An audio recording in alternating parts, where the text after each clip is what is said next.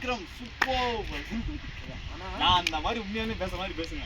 Okay 5 கொடுத்துட்டு நீங்க 50 கேட்டுட்டு இருக்கீங்க சார் சொல்லி லாஸ்ட்ல அதுக்கு சொல்றாரு சார்.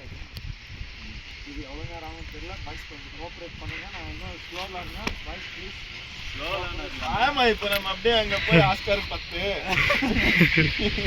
கிராமிக்கு ஒரு 10 பாட்டு போட்டு வந்துருக்கோம். புண்டை எவ்வளோ பேர் ஏங்கி சாப்பிட்றாங்கண்ணா புண்டை. அவருக்கு வந்துட்டு ஒர்க் பண்ணுங்க யார்கிட்ட எடுத்துக்கிட்டு இருக்கியாடா ஒர்க் பண்ணுங்கன்னு சொல்லணும். இவர்கிட்ட விக்ரம் ஒர்க் பண்ணுங்க அப்படின்னா மஞ்சுட்ட சொல்லணும். மஞ்சு யார் மஞ்சு?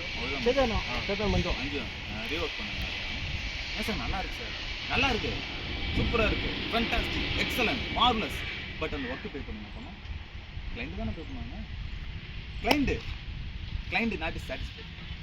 சார் ரீஒர்க் பண்ணுங்க அப்படின்னா சார் அப்போ தான் அவர் சொல்லணும். அவரோட டைலாகா நான் அவங்க டைலாக் சொல்லிடுங்க. அதில் என்ன ஒர்க் கம்ப்ளீட் பண்ணி கையில் கொடுக்காம எந்த பைத்தியக்கார இழிச்சவாய் பூமுட்டை நாய் உங்களுக்கு பே பண்ணணும்னு நினச்சிங்க?